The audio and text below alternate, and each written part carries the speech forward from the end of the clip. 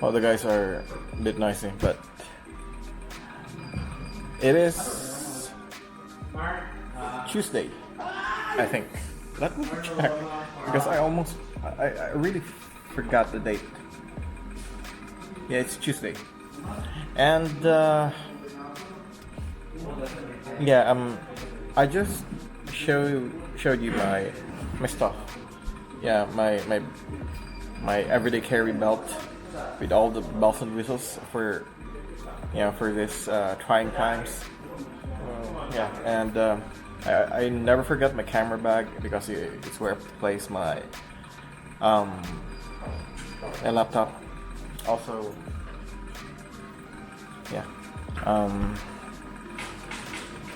of course, my tactical vest with level 4 ESATI plates. And I'm duty at tonight at the Tactical Emergency Operations Center. So, why am I here right now? Because we are still in a crisis, and enhanced community quarantine was pushed forward, pushed back. That's what I mean. And it's gonna be up until March 23. And guys, that's our one of our emergency hotlines. Hopefully it's not a response. That's gonna be the 4th time tonight if it happens. So we don't know. So we're actually keeping track of everything right here. Let me show you around so that you get a feel of what our Tactical Emergency Operations Center looks like. Okay, so let me show you around. These guys are waiting for, well, they're part of the rapid deployment team. We're going to basically assess whatever's in Kalibo, and they're going to respond to it. So they're all here.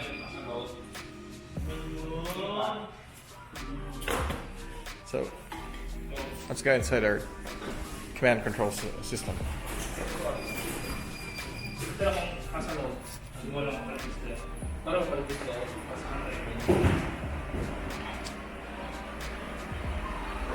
And that's basically our command control system. This is the CCTV operations room with our radio and everything, communications from internet communications or internet radio to VHF radio.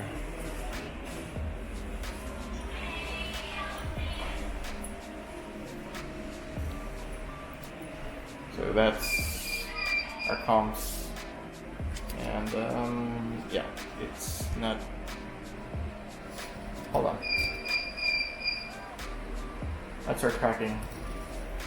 Okay, again, we have 3 border control points in Kalibo. We have 1 in Tigayan, 2. The other one is in the Kalibo Bridge, and the other one is in Kano. And that's the one trying to prevent any possible spread of the virus. But that's not what I'm going to talk to you about. Let's talk about the supplementary. It's a mouthful because it's a really long one. This is a DILG memo. Yeah, the cameras. Yeah. So it's a DILG memo. It's a Memorandum Circular. Okay, so I'm trying a hard time earlier to get the camera to focus on me. I'm using, by the way, a DJI Osmo Pocket, and I don't know, it loses track of my face. So this one, it's following my face. Yeah, that's it, basically it. But again, we're going to talk about the Memorandum Circular bit more light, better. So it's a memo circular from the Department of Interior and Local Government, number 2020-062, and it is a supplementary LGU guidelines, or local government unit. LGU is local government unit, on the implementation of enhanced community quarantine in Luzon and state of public health emergency in other parts of the country due to COVID-19 threat. So particularly because this is an 8-page memo, and I'm not gonna discuss the whole thing. Let's talk about part of it, especially the ones that's controversial, or the ones that the people really doesn't like. And we're talking about why they are inside their homes. Well, they probably know why, but let's shift to Aklan. Okay, so kaside sa nga una sa bagay, pero siguro i-emphasize ito kanda kung haman ka una kita dapat sa panimagag hindi sa maginawa. So let's say una ka is suspension of classes. Pero ikaiwa, mga work from home, let's skip all those. People know that. But iyan nakabutang sa 5, it's right here. That's 5.2.4 of this same memo that says nga strict home quarantine. And that's the reason why nga because people iba nga mga pumuwi natin iya sa Kalibo, they tend to look for ways, creative ways actually, that also gives us a hard time as for implementation enforcement. Again, I'm currently the battle captain. I'm not the only one. There are 3. For tonight, I am the battle captain. And battle captains are the ones who decide about everything, almost everything, including security, including everything that's going on in Kalibo. That's the role of battle captain. They act as battle captains or incident commanders. They're the ones who is handling the operation side for the responsible official for the mayor. So, according to LGU shall implement strict home quarantine. This shall be enforced by LGUs in all households within their jurisdiction, hence Kalibo. Movement shall be regulated through the issuance of gate passes to designated individuals per household. So, dahil nga ng gate passes, di ka nagwa ng quarantine pass. Further, such movement shall be limited to accessing basic, remember the word nga, basic necessities. Pero pagwarang, pagtikang nga ron, or even pag-jogging, hey, bukod ibahan ron sa basic necessities. And provision for food and essential health services. Now, this is being hampered right now. Especially essential health services. Pati isang lisdan, duga kinahangan ginagbulig. Haman, because nga, again, rum mga pumuwi naton, especially rum mga matiga ito, gauso creative ways nga masurpass ro authority. Like for instance, sa bilog example hay ro gaadto sa gapbugong or gapakonsulta sa doktor. There are those nga legit, pero there are those nga bukon, and people use that excuse, and we see a lot of those. Nga na excuse ay gapakonsulta man ako sa doktor, may amon nga yung referral sa doktor. It turned out nga waan silang diretso sa hospital or sa clinic. Sinagsalag ato sa mall, grocery. Again, may una agreement to stop the movement of population, especially Kalibo. We have 3 positive cases, although right now, as of what day is today, 14 April 2020, 0 kita sa sa person under monitoring or investigation. Now, balik kita sa point ka. May una kita But we have to restrict the movement. Agwa kita na ila nga magsinugod, magpinanaw na tao. Agareklamo ro mga kalibonon. Tama? Haman. Hey, kung dinastop na to sanda, pero mga taga-ibang lugar, freeling na sinugod iya. Doon yung problema.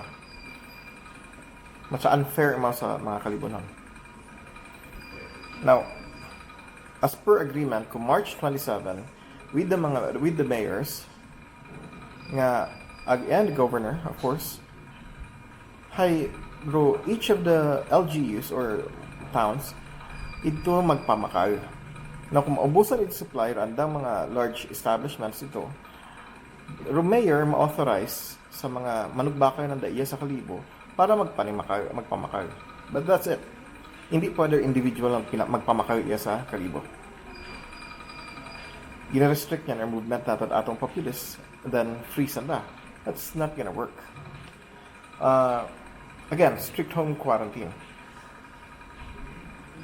Movement shall be regulated with the issuance. Further, such movement shall be limited to accessing basic necessities and provision for food. Ito emphasis ka nga sa bilog na ginagawa natin, hay.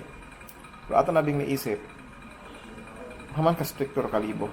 Because we are implementing strict nga quarantine. Sa ECQ yung kita eh. Pero again, gareklamo ro iba. Taga-ibang banwa. It's because nga hindi niyo na ma-feel una ro kuan dahil una kita sa may una nga kasayad ako nga may ginatawag may una man sad nga social distancing. But matcha kung gumawa ka sa ibang banwa outside Kalibo, matcha normal ug katabo, so what nagakatabo actually. And for Kalibonons, we are taking this seriously. We are telling the people to take it seriously, pero haman sa iba, hay uwa. And then, matsaro andang in-impose, hay, nga andang will yakaton, which is saga. So if they're coming here, and we have the restrictions, then they're gonna follow the restrictions natin. Another one, suspension, 5.2.6. Right here. Suspension of mass public transportations. Di ka lang kita makakuan. Mass public transportation.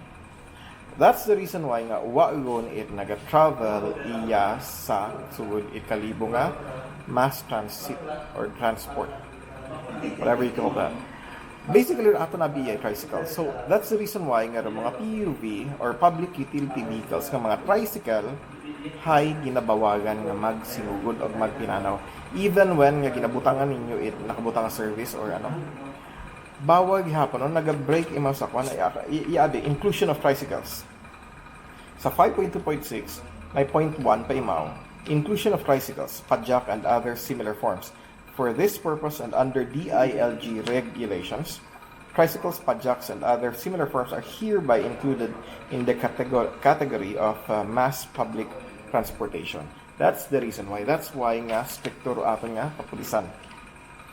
It's because of this, and it's also I think one of the reasons why nga ginpatawag it NBI sa bilog sa mga mayor sa Manila. I don't want to